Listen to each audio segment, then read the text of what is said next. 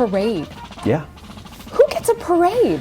I did. Secretary of the Army do. Traditions are very important in the Army.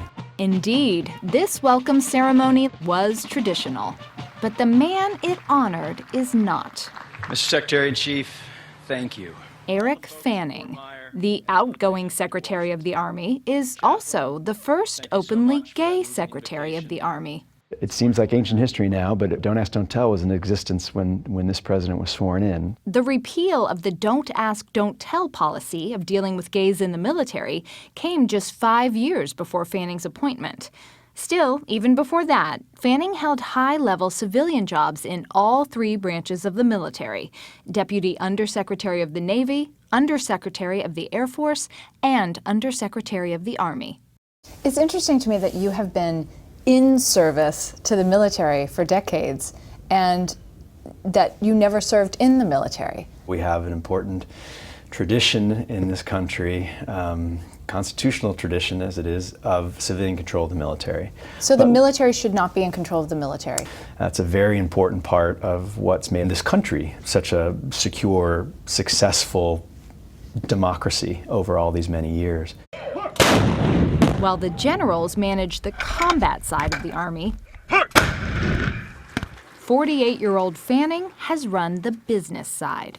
I'm the CEO. My job is to recruit, train, equip, and then take care of the morale and welfare of soldiers and their families and our civilian workforce. And ultimately, I'm responsible for the behavior of all of those soldiers, and so I am paying attention to make sure that they're representing well, and in almost all cases, they are. How do you look at the morale of our soldiers and watch their behavior? A lot of it's interaction. This is from the Civil War. This is what Fanning should know. He comes from a military family. 3 of his uncles had careers in the armed services. Did you think you were going to be in the military when you were a kid? It's something you think about when you grow up in that environment. Your uncles talk to you about it. You weren't allowed to serve in the military if you were gay.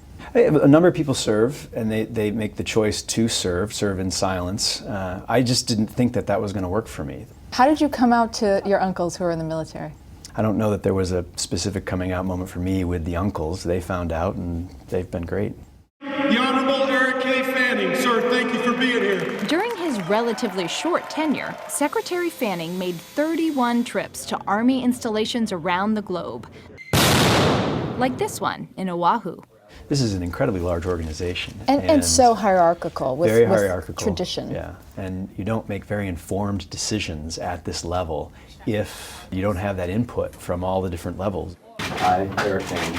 In fact, Fanning says he's found that his appointment, it took months for him to receive Senate confirmation, was ultimately embraced by all kinds of Army personnel.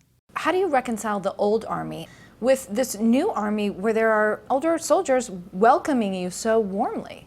It is different now, not just in the Army, it's different in the United States of America, because people see the sun still comes up, the car still starts, the dog still needs to be fed or what have you. Nothing changed today because my neighbor, my son, my shipmate, whatever it is, came out.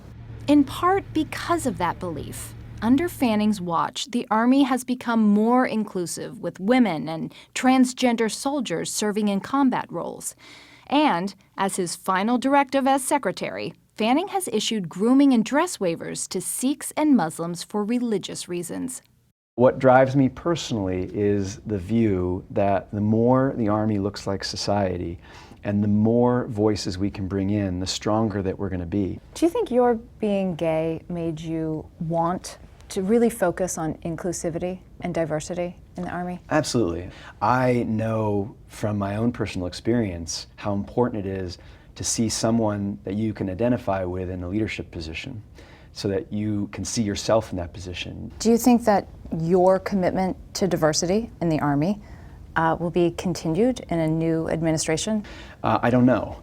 But I do know that it's one thing to have a conversation about whether or not someone should be allowed to put on the uniform. It's a very different conversation to say someone should no longer be able to serve. That's a harder conversation to have.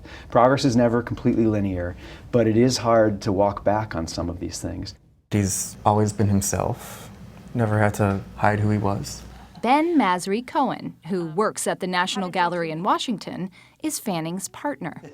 She's going to be the real star of all this. They say their ability to weather storms helps make their relationship work. You guys made it through a confirmation process. Yeah. You're tighter than ever.